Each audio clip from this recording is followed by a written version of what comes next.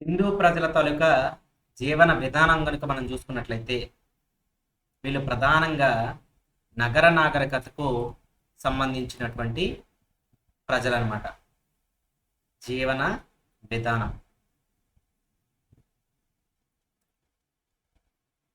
వీళ్ళు ప్రధానంగా నగర నాగరికతకు చెందినటువంటి ప్రజలు.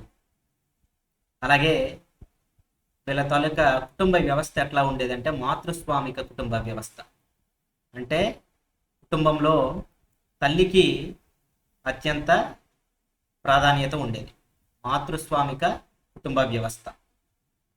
అలాగే వీళ్ళ తాలూకా ప్రధానమైనటువంటి వృత్తి ఏంటి అంటే వ్యవసాయం. వ్యవసాయం తర్వాత వీళ్ళు పశుపోషణ, అలాగే వ్యాపారం చేసేవారు. ఓకే, వీళ్ళు ఇంటి నిర్మాణంలో కాల్చినటువంటి ఇటుకలను వాడేవారు. కాల్చిన ఇటుకల్ని ప్రపంచంలోనే మొట్టమొదటిసారిగా వాడినటువంటి ప్రజలు ఎవరంటే సింధు ప్రజలు. అలాగే ప్రతి ఇంటికి కూడా ఒక స్నానపు గది ఉండేది. ప్రతి ఇంటికి కూడా ఒక బావి ఉండేది. అలాగే ఈ సింధు ప్రజల తాలూకా ఇళ్ల తలుపులు కూడా వీధి వైపు ఉండేవి కాదు. ఇళ్ల తలుపులు వీధి వైపు ఉండేవి కాదు.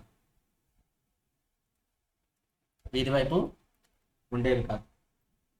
అలాగే వీళ్ళు ఇటుకలు పేర్చినటువంటి విధానం ఏంటి అంటే షేన్ బాండింగ్ విధానం. షేన్ బాండింగ్, దీన్నే ఇంగ్లీష్ బాండింగ్ అని కూడా అంటారు. ఇంగ్లీష్ బాండింగ్ పద్ధతిలో వీళ్ళు ఇటుకల్ని పేర్చేవారు.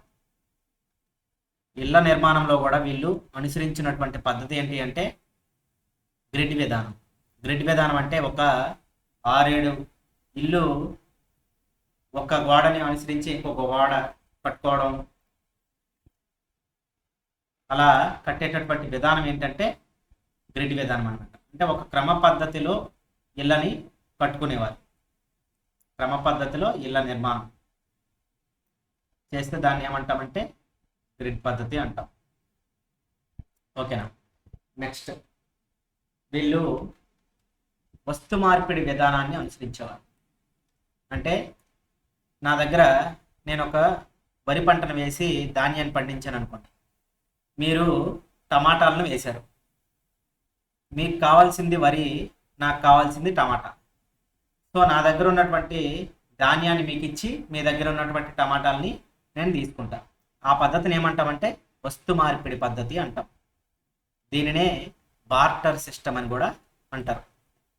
అయితే దీనికి ఒక ప్రామాణికత, ఒక స్టాండర్డ్ అనేది వీళ్ళు ఫాలో అయ్యేవారు. ఏంటది అంటే 16 వస్తువుల్ని కలిపి ఒక ప్రామాణికంగా వీళ్ళు తీసుకునేవారు అన్నమాట. 16 వస్తువులు కలిపి ప్రామాణికంగా వీళ్ళు తీసుకోవడం జరిగింది. వీళ్ళకి తెలియనటువంటి జంతువు ఏంటి అంటే గుర్రం. గుర్రం అనేది వీళ్ళకి తెలియదు. వీళ్ళకి తెలియనటువంటి గుర్రం అని పేర్కొన్నప్పటికీ కూడా సుర్కాటోడా అనే ప్రాంతంలో, గుజరాత్లో ఉంది ఈ ప్రాంతం. ఈ ప్రాంతంలో గుర్రానికి సంబంధించినటువంటి అవశేషాలు లభించడం జరిగింది. గుర్రం తాలూకా అవశేషాలు లభించడం జరిగిందనమాట. ఓకే, అలాగే వీళ్ళకి తెలియనటువంటి లోహం ఏది అంటే ఇనుము. ఇనుము తెలియదు కాబట్టే వీళ్ళు వ్యవసాయంలో చెక్క నాగళ్ళు వాడేవారు. అలాగే పడవల స్థానంలో వీళ్ళు రాతి కొడవళ్ళు వాడేవారు. రాతి కొడవళ్ళు ఎందుకు అంటే వీళ్ళకి ఇనుము గురించి తెలియదు కాబట్టి వీళ్ళు చెక్క నాగళ్ళు అలాగే రాతి కొడవళ్ళు వాడడం జరిగింది. అలాగే మనుషుల్ని పూడ్చేటటువంటి పద్ధతిలో కూడా వీళ్ళు అనుసరించినటువంటి పద్ధతి చాలా డిఫరెంట్గా కనిపిస్తుంది. మనుషుల్ని ఎక్కడ పూడ్చేవారంటే ఇంటికి దగ్గరలో పూడ్చేవారు. ఇంటికి దగ్గరలో పూడ్చేవారు. అది కూడా ఉత్తరానికి తలను పెట్టి పూడ్చేవారు. ఉత్తరానికి తలను పెట్టి పూడ్చేవారు. ఇప్పుడైతే దక్షిణానికి తలపెట్టి పూడ్చుతున్నాం. అప్పుడు వీళ్ళ కాలంలో ఉత్తరానికి తలపెట్టి పూడ్చేవారు అనమాట. అలాగే ఇంకొక పద్ధతి కూడా వీళ్ళు పాటించేవారు. ఏంటి? శవాన్ని తీసుకెళ్ళి అడవిలో వదిలేసేవారు. అడవిలో వదిలేసిన తర్వాత ఏమవుతుంది?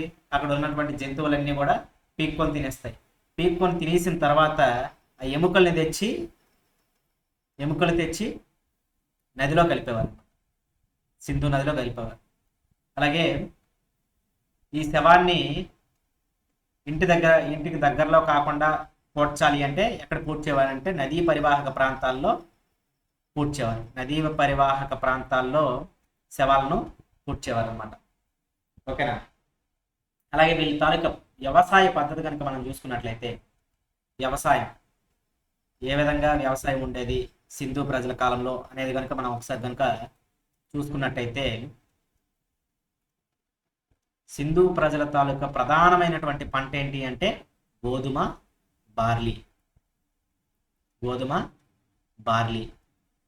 ఈ రెండింటిలో కూడా మీకు ఒకదాన్ని ఎంచుకోమంటే బార్లీ అనేది సింధు ప్రజల తాలూకా ప్రధానమైనటువంటి పంట. అలాగే వీళ్ళు వరిని కూడా పండించారు. వరి అనేది మనకి ఎక్కడెక్కడ వరికి సంబంధించినటువంటి అవశేషాలు లభించాయంటే లోతాల్, అలాగే రంగాపూర్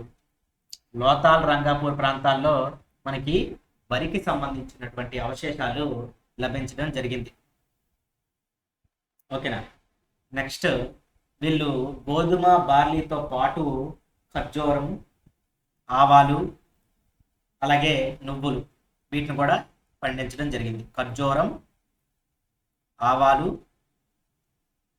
నువ్వులు వీటిని కూడా వీళ్ళు పండించడం జరిగిందన్నమాట.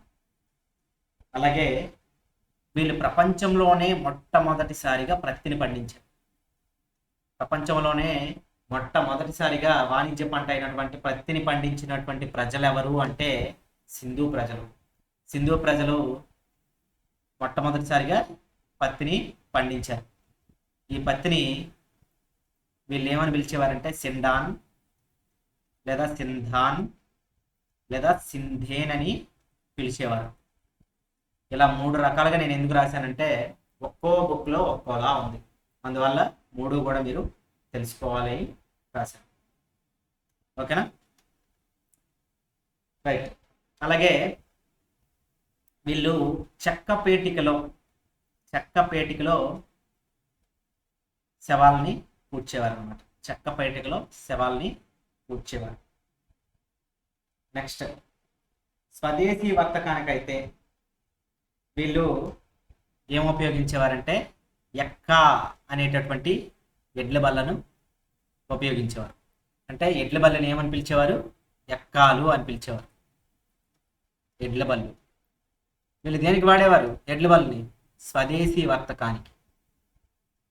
అదే విదేశీ వర్తకానికైతే నౌకాశ్రయాన్ని వాడేవారు, నౌకల్ని వాడేవారు. నౌకాశ్రయం వీళ్ళు తయారు చేసుకున్నటువంటి కృత్రిమ నౌకాశ్రయం అంటే విదేశాలతో వర్తకం చేయడానికి, విదేశాలతో వ్యాపారం చేయడానికి వీళ్ళు తయారు చేసుకున్నటువంటి కృత్రిమ నౌకాశ్రయం ఏది అంటే లోతాల్లో ఉండేటటువంటి నౌకాశ్రయం. లోతాల్ వద్ద వీళ్ళు ఒక నౌకాశ్రయాన్ని ఏర్పాటు చేసుకున్నారు. అది ప్రపంచంలోనే మొట్టమొదటి టైడల్ పోర్ట్ అనమాట. టైడల్ పోర్ట్ అంటే ఆటు పోర్ట్లకు అనుసరించి ఉండేటటువంటి నౌకాశ్రయం. అంటే అలా బయటికి రాగానే వీళ్ళు దాని మీద నౌక వేసి అలతో పాటుగా లోపలికి వెళ్తారనమాట. లోపలికి వస్తువులు తీసుకుని వెళ్ళేవారు. ఇక్కడి నుంచి వస్తువులను ఎక్కడికి తీసుకెళ్లేవారంటే ఎడెన్ అనేటటువంటి ప్రాంతానికి తీసుకెళ్లేవారు. ఈ ఎడెన్ అనేటటువంటి ప్రాంతానికి తీసుకెళ్ళి అక్కడి నుంచి ఎడ్ల బళ్ళతో వీళ్ళు దిల్మన్ అలాగే మక్రాన్ అనేటటువంటి ప్రాంతాలకి తరలించేవారు. ఈ దిల్మనే ప్రస్తుతం దీన్ని ఏమని పిలుస్తామంటే బహ్రెయిన్ అని పిలుస్తున్నారు దిల్మన్ని. ఇక్కడి నుంచి కూడా వీళ్ళు మెసపటోమియన్లతో వ్యాపారం చేసేవారు. ఎవరితో చేసేవారు? మెసపటోమియన్లతో వ్యాపారం చేసేవారు. మెసపటోమియన్లు అంటే ఎవరు? ఇరాన్ ప్రజలు అన్నమాట. ఓకేనా. నెక్స్ట్ వీళ్ళు కేవలం మెసటోమియన్లతో కాకుండా సుమేరియన్లతో సుమేరియన్లతో ఈజిప్షియన్స్తో ఈజిప్టు వాళ్ళతో అలాగే ఇంకా ఆఫ్ఘనిస్తాన్తో కూడా వీళ్ళు వర్తకం అనేది చేసేవారు. ఆఫ్ఘనిస్తాన్. ఓకేనా. అలాగే మెసపటోమియాలో ఒక ప్రాంతం ఉంది. ఆ ప్రాంతం పేరు ఏంటంటే ఉర్లో ఒక నాణ్యం దొరికిందనమాట. ఆ నాణ్యం మీద ఏమని ఉందంటే మెలూహా. మెలూహా అంటే ఏంటంటే ఈ సింధు ప్రజలకి ఉన్నటువంటి పేరు. మొహంజదారో అని అర్థం. మొహంజదారో లేదా సింధు ప్రజలు అని అర్థం అనమాట. సింధు ప్రాంతానికి ఒకప్పుడు మెలూహా అనేటటువంటి పదం అనేది ఉండేది. సింధు ప్రజలు లేదా సింధు ప్రాంతం, దీన్ని ఏమని పిలిచేవారంటే మెలూహా అని పిలిచేవారు. ఇంకా డీప్గా కనుక ఆన్సర్లో వాడు ఆప్షన్స్లో మొహంజదారో అని ఇస్తే మొహంజదారో అని పెడతారు, లేదా సింధు ప్రజలు అని ఇస్తే సింధు ప్రజలు అని పెడతారు, సింధు ప్రాంతం అని ఇస్తే సింధు ప్రాంతం అని పెడతారు. మెలూహా అంటే అర్థం ఏంటంటే మొహంజదారో లేదా సింధు ప్రజలు లేదా సింధు ప్రాంతం. ఓకేనా, రైట్. అలాగే సింధు ప్రజలకి ఎవరితో వ్యాపార సంబంధాలు లేవంటే గ్రీకులతో వ్యాపార సంబంధాలు లేవు. గ్రీకులతో వీళ్ళు వ్యాపారం చేయలేదు. ఓకేనా. వీళ్ళకి తెలియనటువంటి లోహం ఏంటి? ఇనుము. ఇనుము అనేది సింధు ప్రజలకి తెలియదు. వీళ్ళు ఎక్కువగా వాడినటువంటి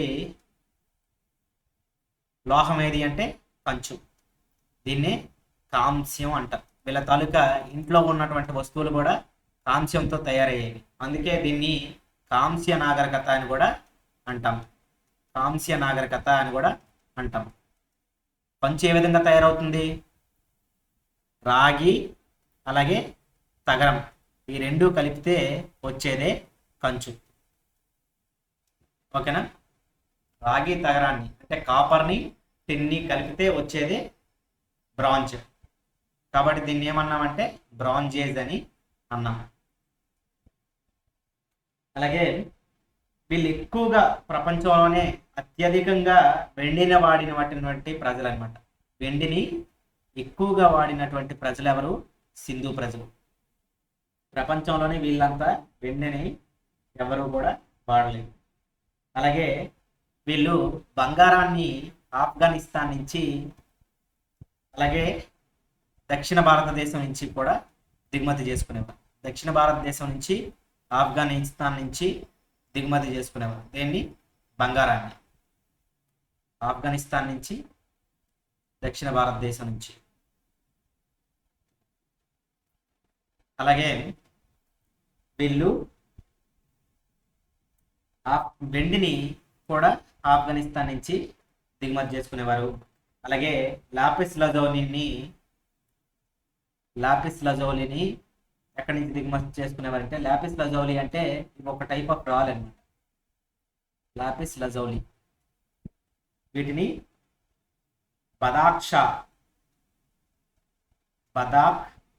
షాన్, ఇది ఆఫ్ఘనిస్తాన్లో ఉంది. ఈ ప్రాంతం నుంచి వీళ్ళు లాపిస్ లజౌలి అనేటటువంటి రాళ్ళని దిగుమతి చేసుకునేవారు. తగరాన్ని బీహార్ నుండి, వైడూర్యాలని పర్షియా నుంచి దిగుమతి చేసుకున్నారు. వైడూర్యాన్ని ఎక్కడి నుంచి? పర్షియా. వైడూర్యాలని పర్షియా నుంచి దిగుమతి చేసుకునేవారు. అలాగే బీహార్ నుంచి వీళ్ళు తగరాన్ని దిగుమతి చేసుకునేవారు. తగరం. ఓకేనా. నెక్స్ట్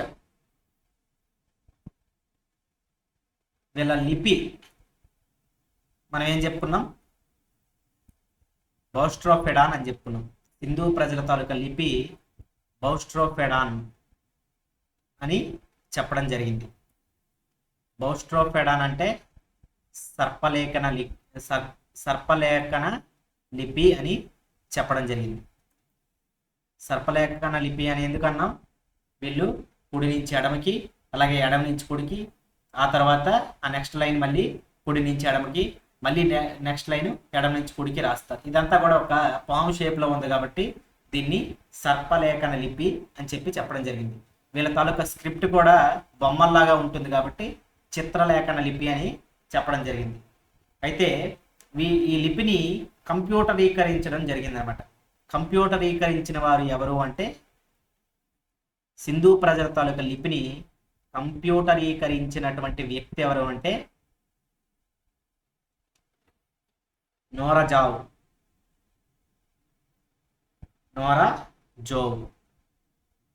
ఈయన ఈ సింధు ప్రజల తాలూకా లిపిని కంప్యూటరైజ్డ్ చేయడం అనేది జరిగిందనమాట.